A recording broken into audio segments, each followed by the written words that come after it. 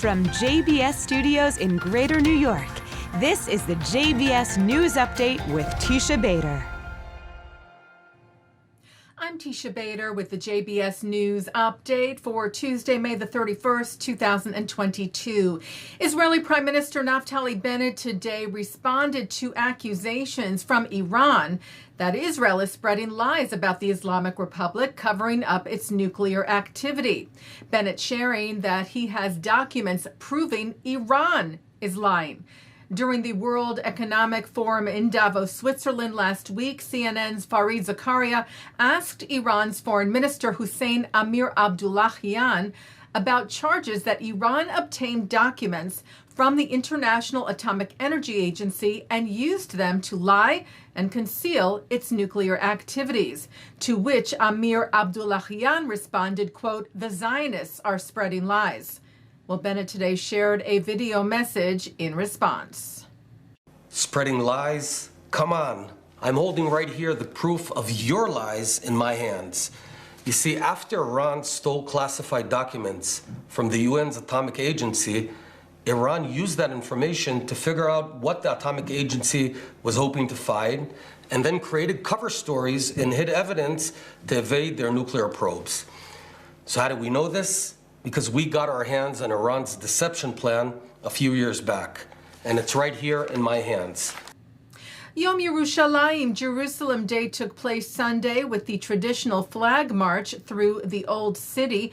Some 70,000 people took part, during which a minority of right-wing Jewish extremists yelled threats and violently clashed with Palestinians and Arab store owners in the Old City.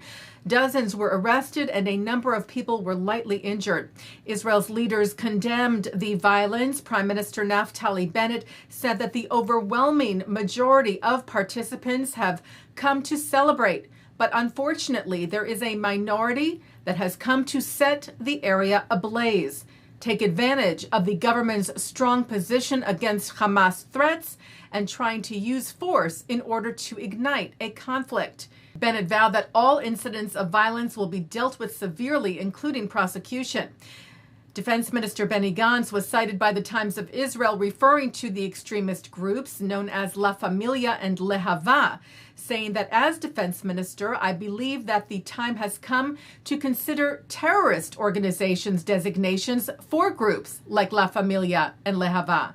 Israel's Foreign Minister Yair Lapid said the parade was tarnished by extremists. This is not how the flag parade should look like on Jerusalem Day. Not the curses and violence of La Familia, not the blatant and ugly racism of the Lehava organization. Jerusalem, Lapid said, deserves more. Israeli society deserves more. Well, also on Sunday, some 200 members of Tag Meir, a grassroots organization of Jewish and Arab Israelis, held their annual flower march, giving out flowers and messages of peace to Arab residents in the Old City in a gesture of tolerance and mutual respect. Israel signed a free trade agreement with the United Arab Emirates, the first time in history that Israel has done so with an Arab country. The agreement was signed today in Dubai by Israel's Minister of Economy and Industry, Orna Barbivai, and the UAE's Minister of Economy, Abdullah Ben Tuk Al-Mari, which aims to increase import and export between the two countries. Barbivai saying that together we will remove barriers and promote comprehensive trade and new technologies. Well, today, May the 31st, marks Global Jewish Unity Day, celebrating the diversity, tolerance, and critical need for unity across the spectrum of the Jewish people. Unity Day and the Jerusalem Unity Prize were created in memory of Eyal Yifrach, Gilad Sher, and Naftali Frankel, the three Jewish Israeli teenagers who were kidnapped and murdered by Palestinian terrorists on June the 12th of 2014, with the idea that the same coming together of Jews in Israel and across the world at the time of the abduction and murders can continue and create change in the world, and that together we are stronger than what divides us. A song written for this year's Unity Day with the participation of the parents of Eyal, Gilad, and Naftali was performed by Agam Buchbut and the IDF band. lyrics by Moshe Klughaft, music by Chen Harari. It stresses, I am my brother's keeper.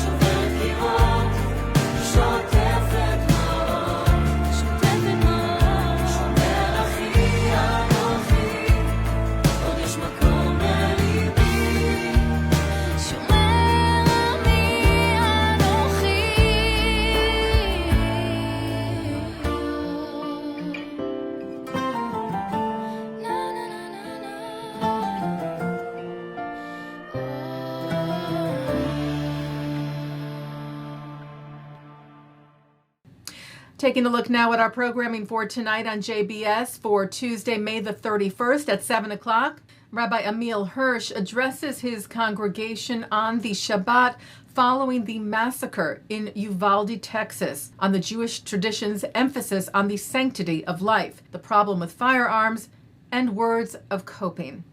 At 7:30, Ellie Cohanim speaks with Chris Mitchell from the Christian Broadcasting Network. At 8, high school and college students discuss how they are leading social change in their communities, like challenging antisemitism and racism.